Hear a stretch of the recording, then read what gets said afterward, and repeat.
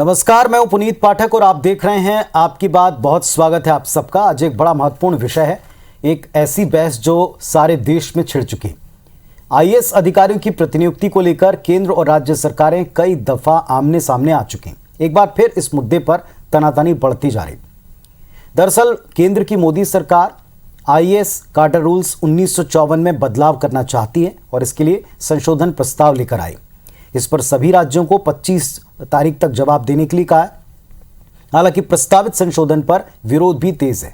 पश्चिम बंगाल, राजस्थान के बाद अब छत्तीसगढ़ के सीएम भूपेश बघेल ने भी प्रधानमंत्री को पत्र लिखकर इसे संघीय ढांचे के खिलाफ बताया। मुख्यमंत्री ने मांग की कि काडर नियम बरकरार रखे जाएं, क्योंकि अगर बदलाव हुआ तो व्यवस्था चरमरा सकती है। इस विषय पर हम जरूर बातचीत करेंगे अपने बड़े पैनल के साथ। पहले एक रिपोर्ट दिखाते हैं।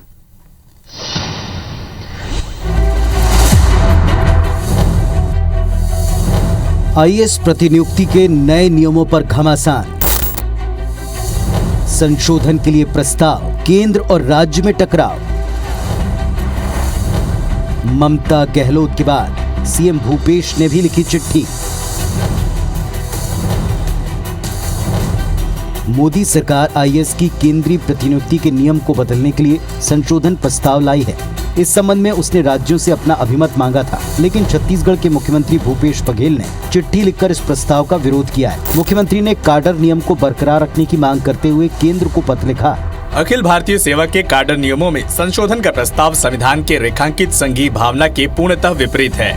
छत्तीसगढ़ में अखिल भारतीय सेवा के अधिकारी कानून व्यवस्था, नक्सल हिंसा के उन्मूलन, राज्य के सर्वांगीण विकास, वनों के संरक्षण समेत विभिन्न प्रशासनिक कार्यों में अपने दायित्व का निर्वहन कर रहे हैं। अगर नियमों में बदलाव होता है तो प्रशासनिक व्यवस्था चरमरा सकती है। अधिकारियों में अस्थिरता की स्थिति निर्मित हो सकती है। निकट भविष्य में इन नियमों के दुरुपयोग की अत्यंत संभावना है। केंद्र सरकार के इस प्रस्ताव पर सियासत भी शुरू हो गई। छत्तीसगढ़ कांग्रेस जहां काडर नियमों को यथावत रखने की मुख्यमंत्री भूपेश बघेल की मांग को जायज बता रही है, तो वहीं बीजेपी मोदी सरकार के समर्थन में खड़ी है। अगर इस तरह की स्थिति पैदा होगी तो एक संवैधानिक संकट देश में पैदा होगा। तो इस तरह की स्थिति पैदा नहीं होनी चाहिए और आदरणीय मोदी जी को राज्यों के काम में हस्तक्षेप नहीं करना चाहिए। जो संशोधन हो रहा है वो पूरे देश के लिए हो रहा है। अन्य राज्यों से उसमें सुझाव मांगे गए। आप भी सुझाव दीजिए। उसको राजनीति करने से, पेपरबाजी करने से उसका हल नहीं निकलना है और उसको समझने की कोशिश करना चाहिए कि आखिरकार संशोधन के कारण क्या है। आईएएस नियुक्ति ट्रांसफर के नियम में प्रस्तावित संशोधन का विरोध कई गैर बीजेपी शासित राज्य कर चुके हैं। छत्तीसगढ़ से पहले राजस्थान, महाराष्ट्र और पश्चिम बंगाल की सरकारों ने भी पीएम मोदी को चिट्ठी लिखकर इसे वापस लेने की मांग की है। सभी राज्यों ने इसे संघीय ढांचे के खिलाफ और राज्यों की व्यवस्था को प्रभावित करने वाला बताया। इधर छत्तीसगढ़ के पड़ोसी राज्य मध्य प्रदेश में केंद्र सरकार के काडर नियम में संशोधन प्रस्ताव पर बीजेपी कांग्रेस की प्रतिक्रिया भी सुन लीजिए। असंवैधानिक भी है और मैं समझता हूँ कि ये राज्यों को दबाने के लिए कि वहाँ के आईएएस ऑफिसर्स केंद्र सरकार से और भारतीय जनता पार्टी की मोदी सरकार से डरें और उनके हिसाब से काम करें कांग्रेस शासित राज्यों में। ये गलत है। समय समय पर आवश्यकता अनुसार कानून में संशोधन होते हैं और इसमें भी संशोधन की बात की गई है, तो इसमें क्या गलत है? हर चीज़ को राजनीतिक चश्मे से नहीं देखना चाहिए। अगर कुछ सुधार आवश्यक है तो होना चाहिए।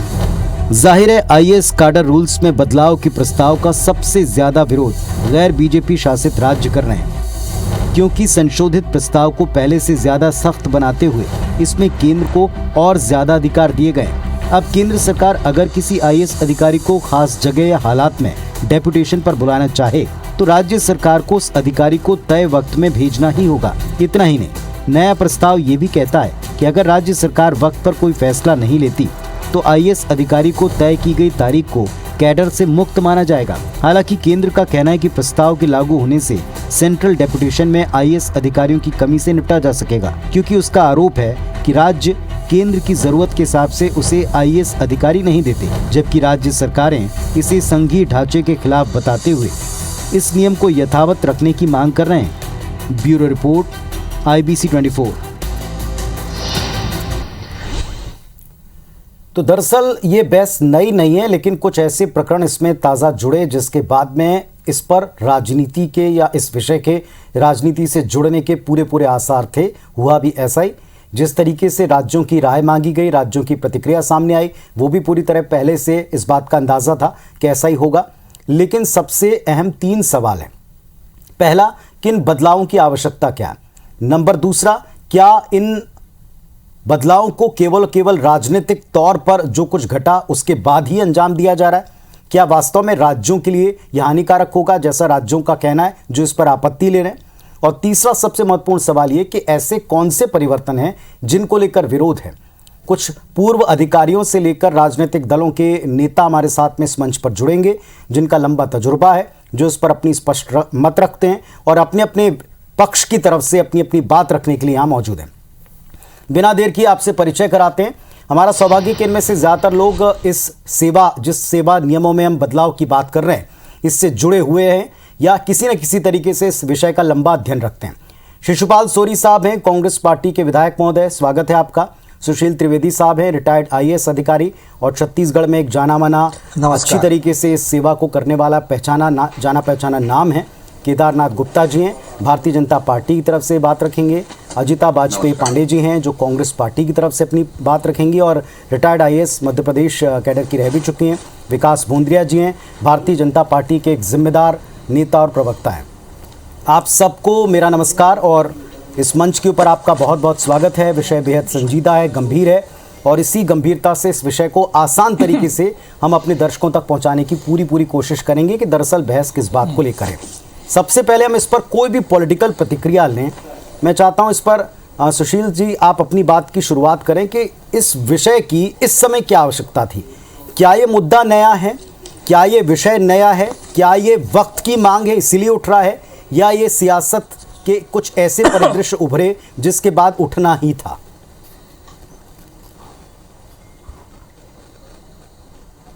पुनीत जी, वास्तव में आपने इस विषय को बहुत अच्छी तरीके से रख दिया है और मैं राजनीति पर न जाते हुए इसके जो सैद्धांतिक पक्ष है पहले उस पर बातचीत करूंगा कि वास्तव में ये स्थिति क्यों निर्मित हुई है।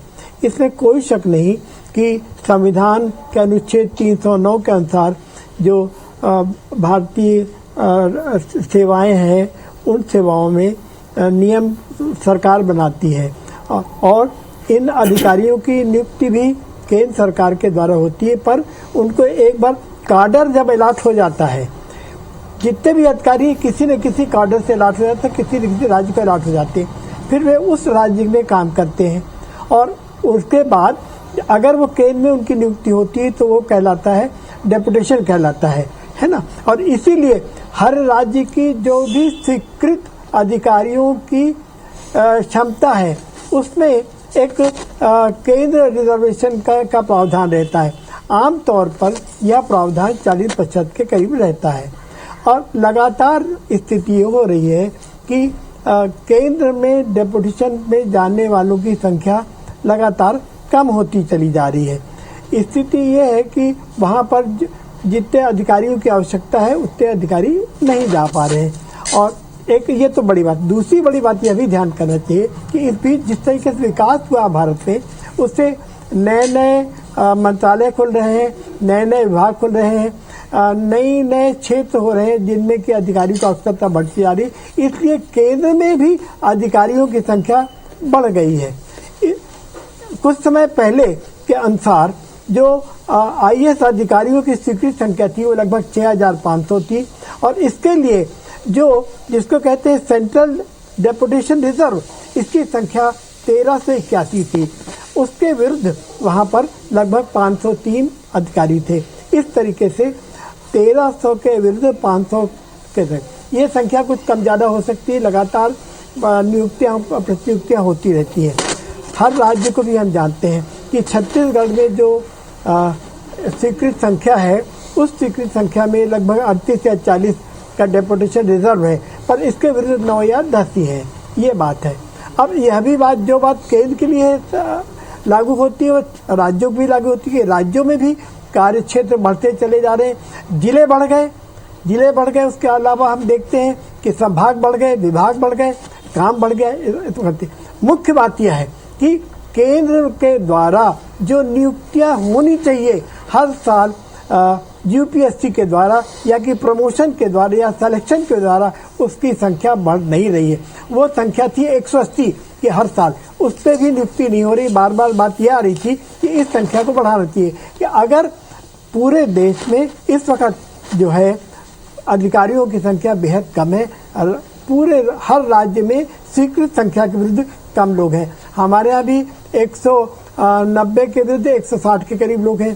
पूरे देश में भी इसकी करीब 1,500 से 2,000 अधिकारियों की संख्या कम है और इस कारण केंद्र में भी अधिकारियों की कमी हो गई, यहाँ भी कमी हो गई। बहरहाल ये बात अब आ रही है कि लगातार कुछ वर्षों से जिस तरीके से केंद्र शासन में स्थिति बनती चली जा रही है, केंद्र शासन में लोग जाने को तैयार नहीं हो रहे हैं या राज्यों में तैयार नहीं हो रहे हैं और इस कारण केंद्र सरकार ने एक बड़ा निर्णय ये लिया कि हम अभी जो भी प्रतिनियुक्ति होती है वह केंद्र सरकार, राज्य सरकार की सहमति और जो अधिकारी है उसकी भी इच्छा, तीनों को ध्यान में रख के दिया जाता है। जब तीनों एक बराबर होते तभी प्रतिनियुक्ति होती है और इस कारण इन प्रतिनियुक्तियां नहीं हो पा रही। अब केंद्र शासन ने इस पे ये परिवर्तन आए कि राज्य सरकार निश्चित अधिकारियों की संख्या जो सेंट्रल रिजर्व डेपुटेशन रिजर्व है उसके अनुसार अधिकारियों के नाम केंद्र शासन को देगा और केंद्र शासन उनके संबंध में सीधे आदेश जारी कर सकेगा और अगर राज्य सरकार उनको रिलीव नहीं करेगी तो केंद्र कर सकता है। अब बड़ी बात ये हो गई कि कुछ घटनाएं हुई हैं, अभी बंगाल की घटना हुई है, कुछ घटना पंजाब में भी हुई है, महाराष्ट्र में भी हुई है और इस संदर्भ में हो गया कि लगातार बात यह आ रही है कि केंद्र सरकार इस तरीके से अधिकारियों पर सीधा नियंत्रण करना चाहती है। पर इसके तीन पक्ष हैं। पहले पक्ष ये कि वास्तव में केंद्र में अधिकारियों की कमी है और राज्यों में भी अधिकारियों की कमी है और उसके अलावा अब पहले जो एक मत होते थे वह एक मत नहीं है। लेकिन ये बात मानना चाहिए कि अगर काडर राज्य का है तो राज्य की सहमति आवश्यक है और अगर अधिकारी को जाना है तो अधिकारी की भी इच्छा की स्वीकृति होनी चाहिए और इस तथ्य को हम भुला रहे हैं। और एक और बड़ी बात है, देखिए इसको राष्ट्रीय सेवा इसलिए कहा जाता है कि नियुक्ति भारत सरकार करती है पर अधिकारी को काडर अलॉट होता है राज्य में और राज्य का ही वो काडर अधिकारी बन जाता है और उसके बाद जब केंद्र में जाता है डेपुटेशन होता है। तो ये एक बड़ा परिवर्तन है। इसको अगर परिवर्तन करें तो जो बात आ रही है कि इससे जो संघीय व्यवस्था है उस व्यवस्था पर एक असर पड़ रहा है। चलिए, आपने बहुत बखूबी इसके तीनों पहलू रख दिए। हमने अपनी रिपोर्ट में भी कोशिश की थी कि इन बातों को, हम तथ्यों को हम सामने रख सकें जो ग्राफिक्स के द्वारा भी हम दर्शा रहे हैं। अजिता जी हमारे साथ में। अजिता जी, ये विषय ऐसा है कि इस पर आप लाख चाहें कि राजनीतिक हम कमेंटबाजी ना करें क्योंकि ये केंद्र और राज्य के बीच तालमेल की बात है, कि ये प्रशासनिक विषय है। इससे प्रशासनिक कसावट के बारे में, चाहे वो केंद्र का हो चाहे राज्य का, अल्टीमेटली आकर देश की, प्रदेश की जनता से जुड़ता है। हम इस पर रहना चाहते हैं, लेकिन इस पर राजनीति क्यों हो रही है और कहाँ से इन्वॉल्व हुई ये भी आप जानती हैं। क्यों इसका विरोध हो रहा है और क्यों इसे संवैधानिक ढांचे के या संघीय ढांचे के विपरीत बताया जा रहा है?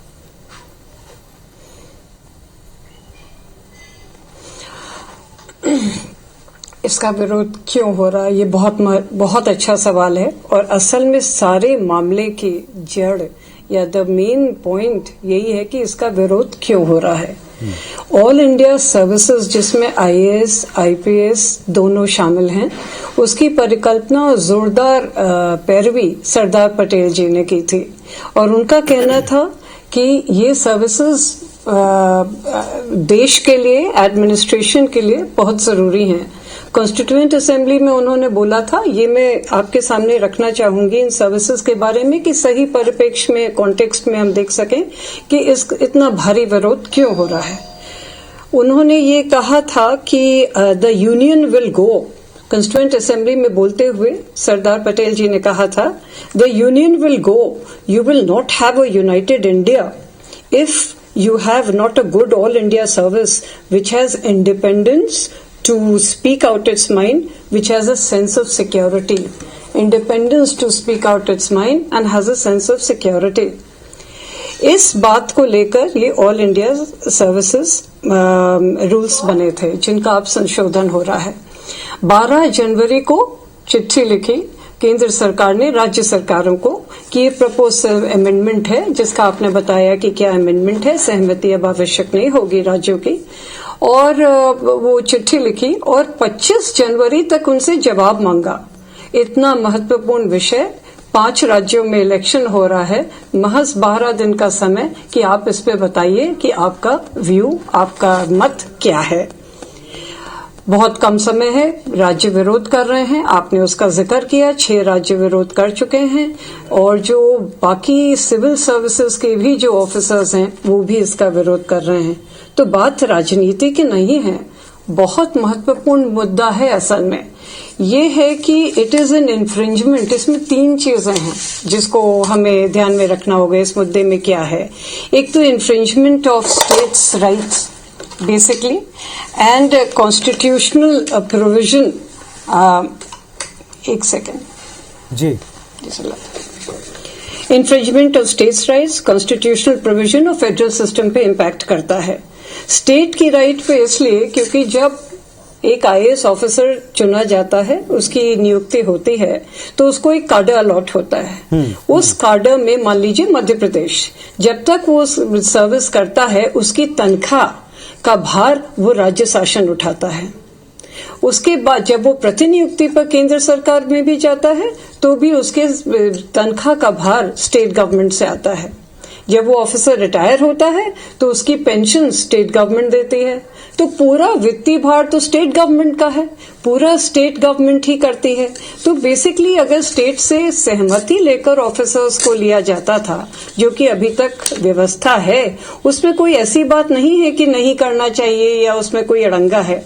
दूसरी बात यह है कि कॉन्स्टिट्यूशनल प्रोविजन में कॉन्स्टिट्यूशनल प्रोविजंस हैं जिसमें ऑल इंडिया सिविल सर्विसेज का जिक्र है, और इंडिपेंडेंस रहे, लोग जोरदार ढंग से काम कर सके, निष्पक्ष रूप से काम कर सके, अच्छी तरीके से योजनाओं का क्रियान्वयन हो सके, इसलिए कॉन्स्टिट्यूशनल प्रोटेक्शन है इन सर्विसेज के लिए।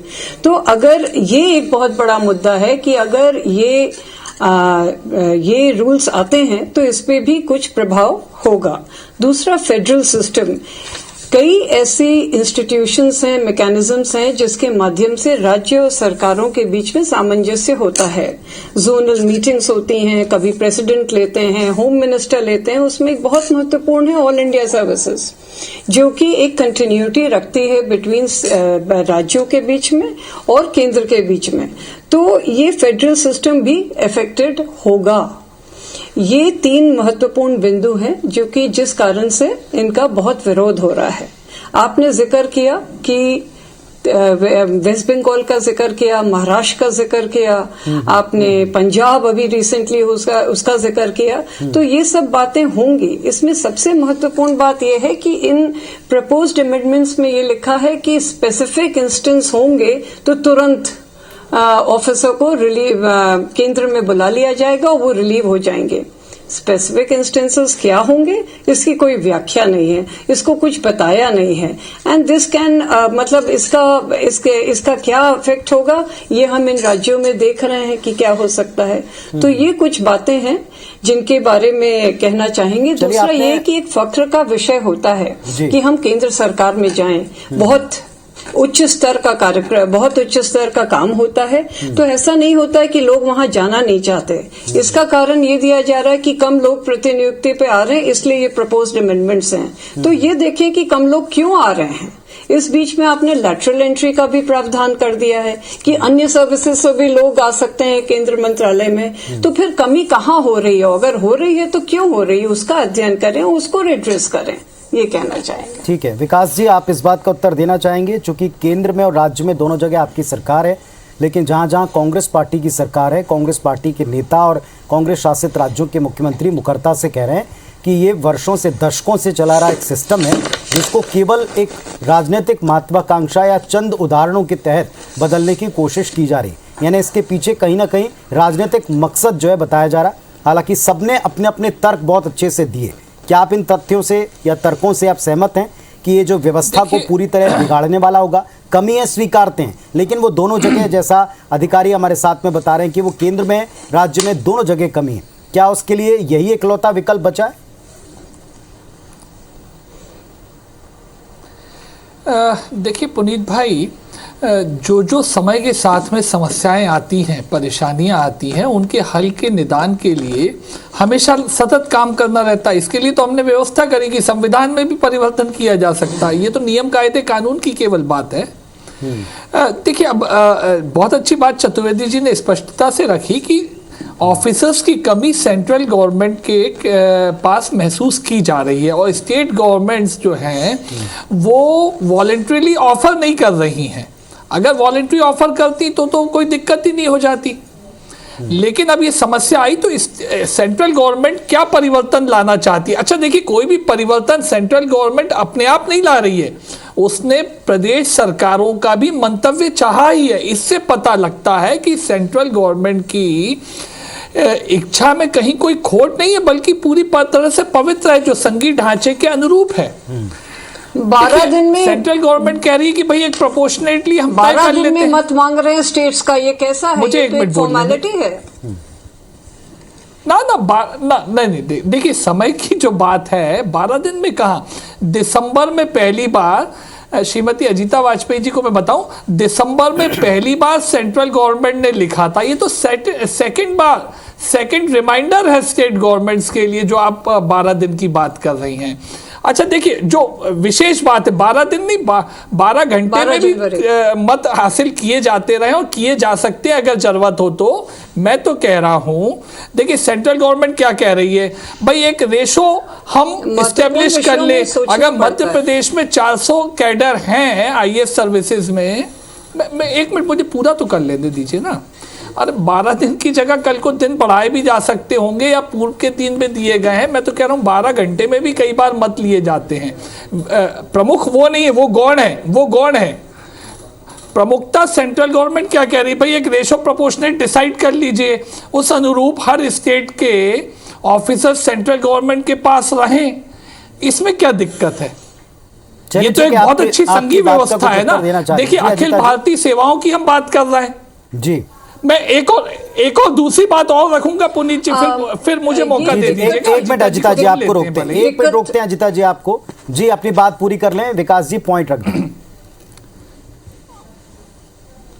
मैं एक दूसरा पॉइंट और कह रहा हूं। अजीता जी ने कहा एक फाइनेंशियल व्यवस्था कि भाई स्टेट गवर्नमेंट्स सर्विस कैडर्स के लोगों का वेतन और बाद की पेंशन भी वहन करती हैं। अरे तो सेंट्रल गवर्नमेंट इतनी सारी ग्रांट्स स्टेट को देती है, उसके आगे आप चंद अफसरों की तनख्वाह और पेंशन को लेके चिंता जाहिर करेंगे क्या? सेंट्रल गवर्नमेंट स्टेट्स को ग्रांट नहीं देता? अजीता जी अपनी बात रखें। और यकीनन मुख्य रूप से बात यह है कि ये कहा जा रहा है सेंटर द्वारा स्वयं कि लोग अफसर कम आ रहे हैं, कम संख्या में आ रहे हैं, इसलिए हम ये परिवर्तन कर रहे हैं। कभी ऐसा नहीं होता था। कब से कम आना शुरू हुआ? क्यों कम आना शुरू किया? आपने एक लैटरल एंट्री शुरू कर ही दी है, तो कमी कहाँ आ रही है? और अगर कमी हो रही है, जस्ट अ मिनट, अगर कमी हो रही है तो उसका कारण पता लगाएं कि क्यों कमी हो रही है, उसको एड्रेस करें। क्योंकि मैं फिर से वही बात बोलती हूँ, बड़ा फख्र का विषय है फॉर एनी ऑफिसर कि वो सेंट्रल गवर्नमेंट में जाके काम करे। चलिए मुझे थोड़ा सा आगे बढ़ना होगा, किसी के लिए मन में नहीं आएगा। मुझे थोड़ा आगे बढ़ना होगा। हमारे साथ में जो आज बड़ा पैनल है उसमें शिशुपाल सोरी साहब भी हैं, कांग्रेस पार्टी के विधायक होने के साथ साथ जैसा मैंने कहा कि हमारा सौभाग्य है कि इन सर्विसेज के बारे में लंबा अध्ययन रखने वाले से एसोसिएटेड लोग आज हमारे साथ में। सोरी साहब, प्रदेश की तरफ से आज आप अपनी बात रख रहे हैं। सत्ता पक्ष में कांग्रेस पार्टी यहां पर बैठी है छत्तीसगढ़ में। छत्तीसगढ़ के मुख्यमंत्री जी का पत्र हमने देखा है, पढ़ा है, उनकी चिंताएं कितनी लाजमी है इसके बारे में और इसके विरोध में, दोनों में आपने कुछ तर्क सुने, उनका भी उत्तर आप दे सकते हैं।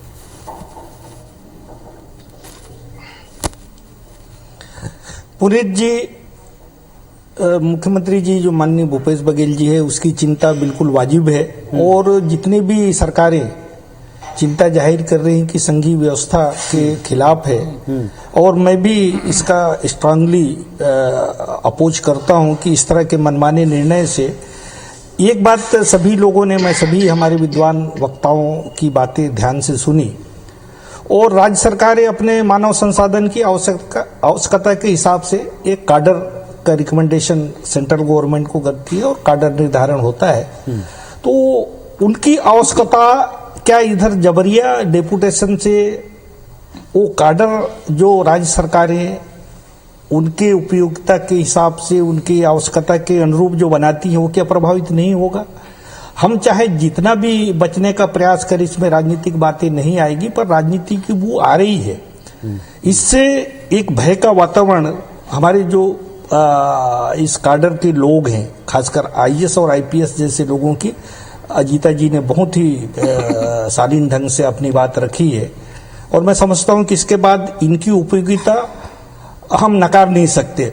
इस संवर्ग से लोग बाग निष्पक्षता का और न्याय की उम्मीद रखते हैं। पूरे जनतंत्र में इनकी जो भूमिका है, हम राजनेता हैं तो हमारी अपनी निष्पक्षता पे प्रश्न चिन्ह लग सकते हैं, पर ये जो काडर है जिनसे हमारा एक सरकार की इमेज बनती है, आज हम पक्ष में है विपक्ष में मुद्दा नहीं है। सवाल ये है कि हमारी जो व्यवस्था है, चाहे हम कहीं भी रहें, ये व्यवस्था मजबूत हो, और इस व्यवस्था में अगर कहीं भी कमी आती है तो ये शुरुआत जो हो रही है, ये मैं देख रहा हूं कि इसमें कहीं ना कहीं राजनीतिक बू है।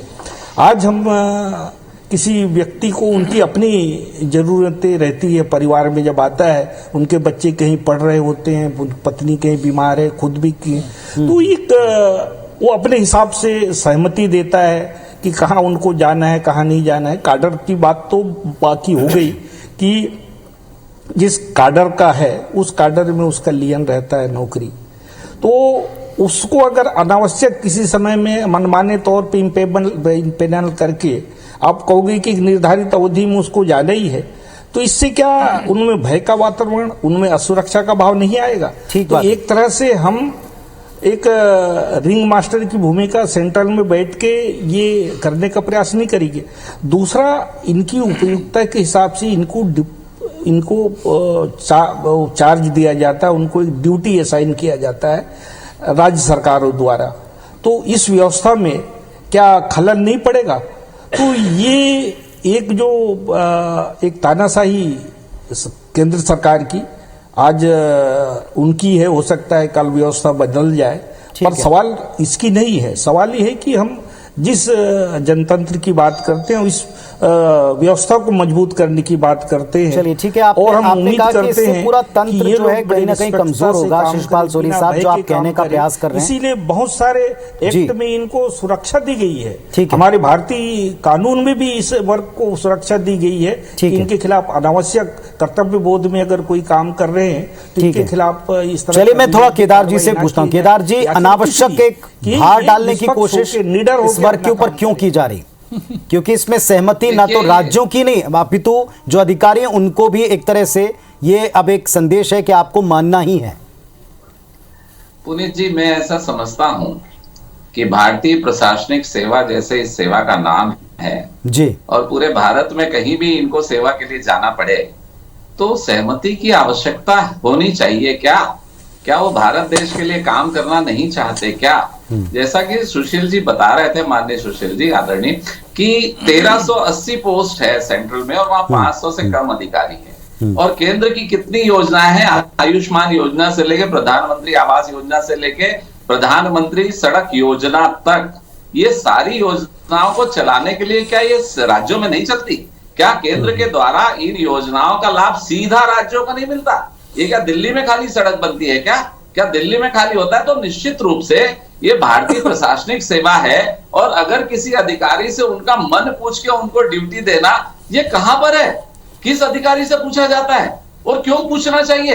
अरे भैया, आप ड्यूटी में है, आपने वो योग्यता हासिल की है तो राष्ट्र के लिए काम करना है। और जब कैडर, आप कहते हैं मुझे इतने आईएएस की आवश्यकता है, तो केंद्र उतना कैडर आपको अलॉट करता है। उसके संबंध में यह नियम है कि जो केंद्र को प्रतिनियुक्ति में अधिकारी भेजना, उनका भी अनुपात है। तो किस दिन राज्य सरकारों ने अनुपात को वहां पर केंद्र में भेजा कि हम इतने अधिकारी भेजते हैं। और तीसरी बात, सबसे महत्वपूर्ण बात मैं आपको बताना चाहूंगा कि जो आईएएस है, जब वो एसडीएम रहे या एडीएम रहे, कलेक्टर बने, तब तक के प्रतिनियुक्ति में नहीं जाते। तो कोई ऐसा टोटा राज्य सरकारों को नहीं पड़ने वाला कि एडमिनिस्ट्रेटर ही खत्म हो गए, कोई है ही नहीं। कलेक्टर के बाद जब वो सेक्रेटरी बनते हैं, सेक्रेटरी के बाद जब उनका इम्पेलमेंट होता है, जब वो वरिष्ठ हो जाते हैं, बहुत अनुभव हो जाता है, उसके बाद ही केंद्र में प्रतिनियुक्ति में जा सकते हैं। तो ऐसा नहीं है कि कोई कलेक्टर है उसको प्रतिनियुक्ति में केंद्र ने बुला लिया, ऐसा नहीं है। वो 1380 अधिकारी चाहिए और 500 है, तो क्या राज्यों की जिम्मेदारी नहीं है? और जहां तक वित्तीय भार का सवाल है, तो मैं आपके दर्शकों को और अधिकारियों को जो साथ में बैठे उनको बताना चाहता हूं कि आप वित्त की चिंता करते हैं। पहले 32% केंद्र का हिस्सा मिलता था राज्यों को, जितने भी टैक्सेस जाती थी। मोदी जी ने आकर उसको 42% कर दिया, 10% तो ऐसे ही बढ़ा दिया। तो मोदी जी लोग चाहते हैं कि प्रदेश का विकास हो, और जो देश में वो कैडर को बुलाना चाहते हैं, आईएएस को बुलाना चाहते हैं, तो देश की सेवाएं होती किसके लिए हैं? आज पर्यटन में देखें तो आप वैसे आपकी अपनी बातों से करने की बात कर केदार जी, और कहीं ना कहीं केदार जी आपकी अपनी बातों में ही एक चीज कॉन्ट्रडिक्ट कर रही है। आप स्वयं इस बात को स्वीकार कर रहे हैं कि कमी को दूर करने के लिए एक रेशो होता है। नंबर दूसरी बात ये कि एक स्तर के बाद ही अधिकारी केंद्र में डेपुटेशन पर जाते हैं, तो फिर क्या ये केवल एक किन्हीं जगहों पर अंतर विरोध के बाद उठाया गया स्टेप है? बार बार इशारा जिस तरफ विपक्ष या कांग्रेस पार्टी करना चाह रही, और आपकी बात का शायद अजिता जी भी कुछ उत्तर देना चाह रही हैं। जी आप दे सकते हैं। मेरी बात पूरी हो जाए। मैं ये कहना चाहता हूँ कि अगर सेक्रेटरी लेवल का कोई अधिकारी है और नीचे एडमिनिस्ट्रेशन में कहीं कोई कमी तो नहीं हो रही, किसी कलेक्टर को बुला लिया केंद्र ने, ठीक है, आपने अपनी बात ये वाली रखी जी। मेरी बात पूरी हो जाने दीजिए। 1380 अधिकारियों की जरूरत है जो कि स्टेट से ही जाने हैं और कहीं से नहीं आएंगे। स्टेट से ही जाएंगे तो क्या कोई जिम्मेदारी नहीं बनती है?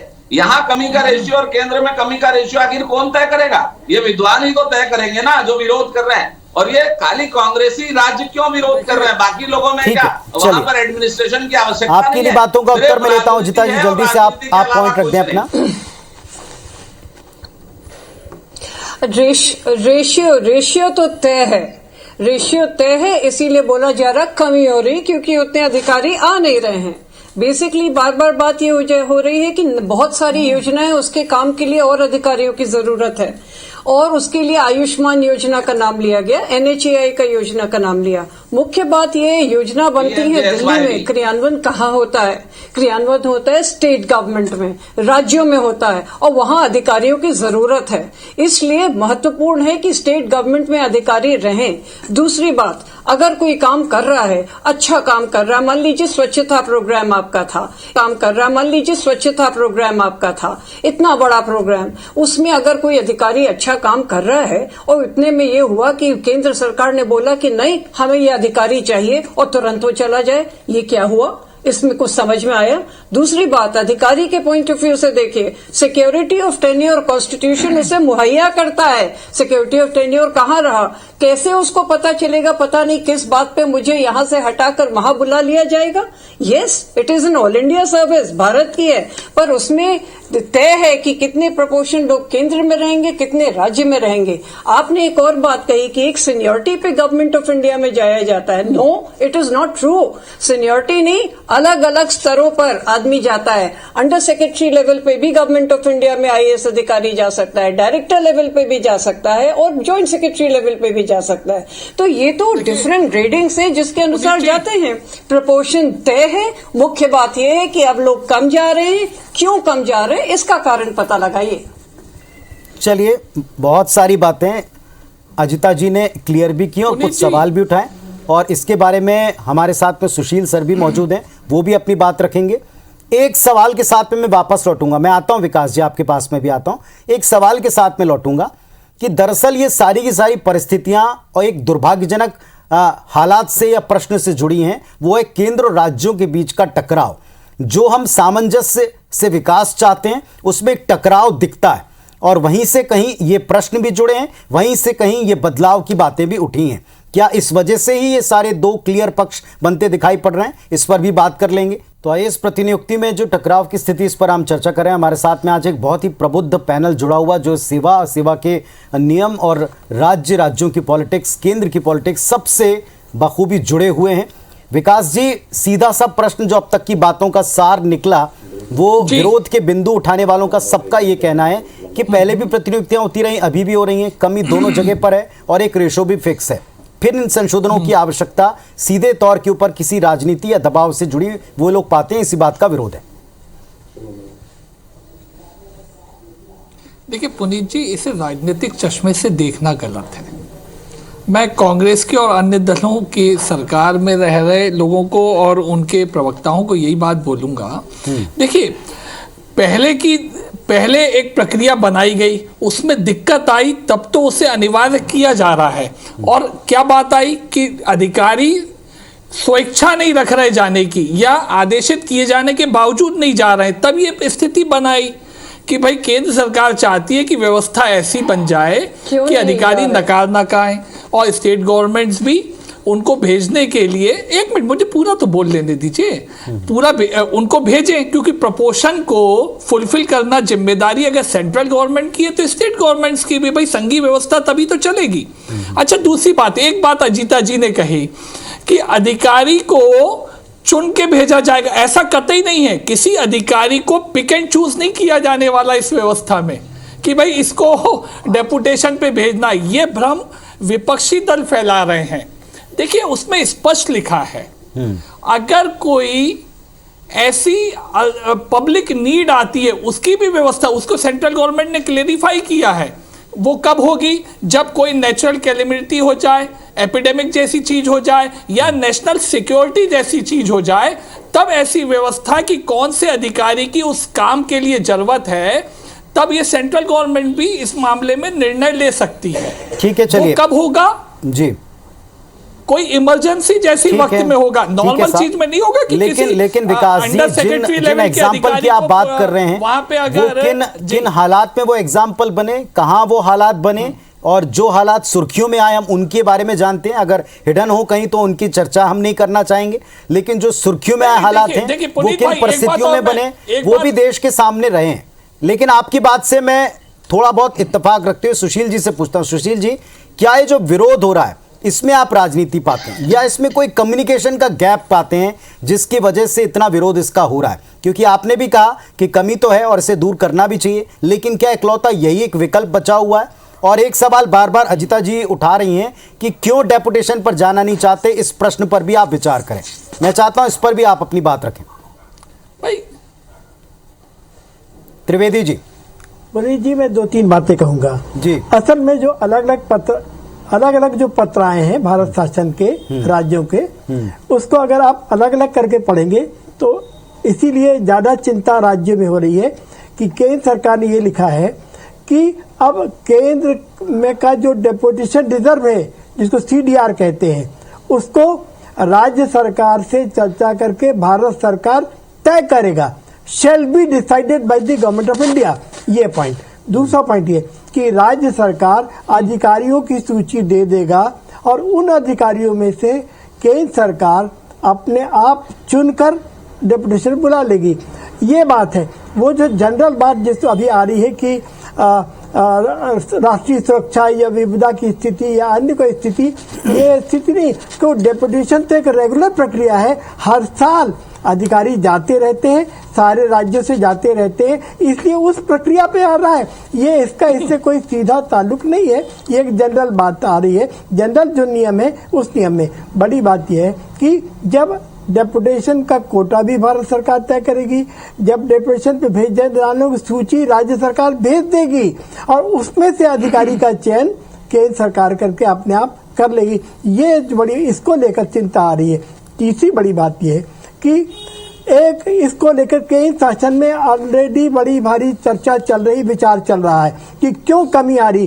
कमी का पहले मैंने कारण बताया कि एक जो कोटा फिक्स किया हुआ है कि हर साल केवल 180 लोग ही UPSC से चयनित होकर पहुंच रहे हैं वहां पर, लेकिन जबकि हमारे पास कमियां ज्यादा है, इसलिए इस प्रक्रिया को, नियुक्ति प्रक्रिया और प्रमोशन की प्रक्रिया और सिलेक्शन की प्रक्रिया में काफी कमी आ रही है। और तीसरी बड़ी बात जो है कि ये जो कमी लगातार एक से एक होती जा रही है, उसके ओर ध्यान नहीं दिया जाने के कारण वहां पे केंद्र शासन, इसलिए अभी को ये तय करना पड़ेगा कि जो भर्ती की संख्या है, भर्ती की संख्या को बढ़ाएं, जिससे कि राज्य के से भी प्रमोशन भी, राज्य से सिलेक्शन और डायरेक्ट रिक्रूट भी ज्यादा हो और कमी कुल मिला के जो 1,500 कमी है वो आ जाए। बड़ी बात है। अंतिम बात ये कि ये ये मान के चलना चाहिए कि एक नियमित प्रक्रिया एक समय की नहीं है।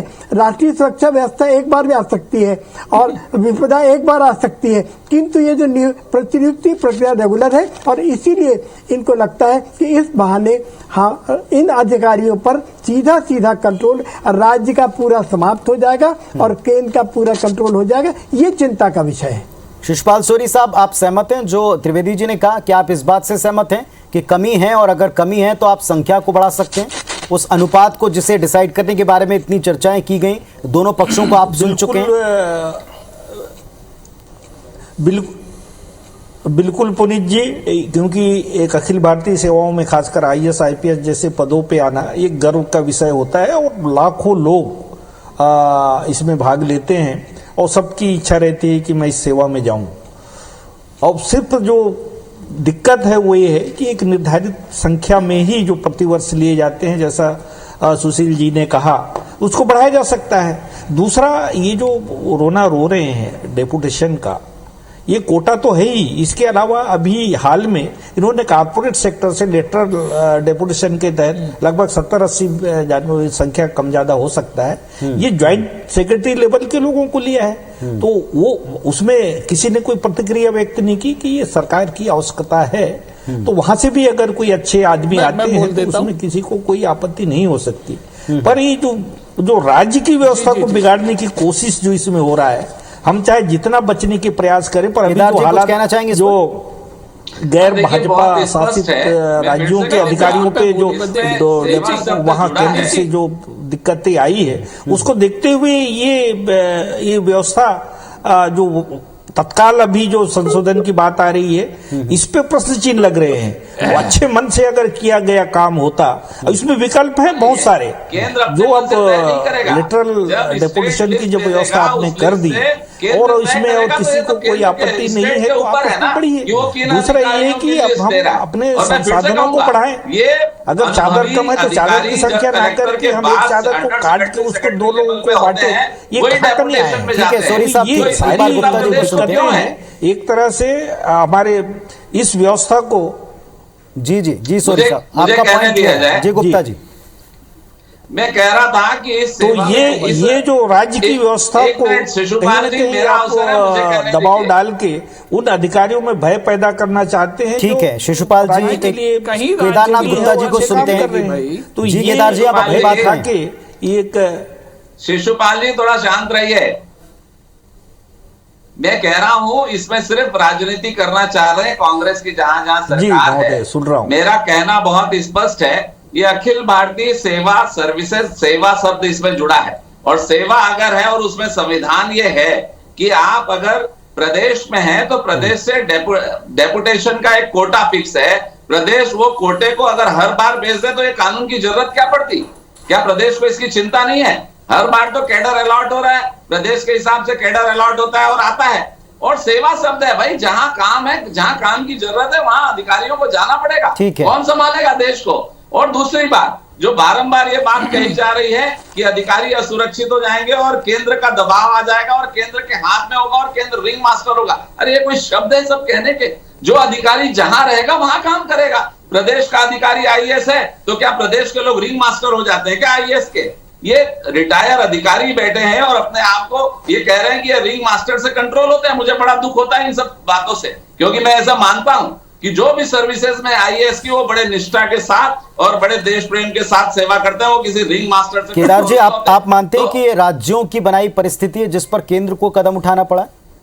निश्चित रूप से ये राजनीति बू आ रही है इसमें। ये अधिकारियों को वहां भेजना नहीं चाहते प्रतिनियुक्ति में ताकि केंद्र का काम डिस्टर्ब हो। अरे क्यों नहीं भेजना चाहते? वो नियम है ना कि डेपुटेशन में इतने लोग जाएंगे, तो उन्होंने तो आपसे लिस्ट मांगी है ना, आप लिस्ट दे दीजिए, चयनित वो करेंगे। चलिए ठीक है, अभी इसी मुद्दे पर मैं उत्तर लेता हूं। निश्चित रूप से अजिता जी, क्या राज्यों की बनाई स्थिति है? क्या ये ऐसी स्थिति बना दी कि आप नियमों को कड़ा करें या संशोधन उनमें करें?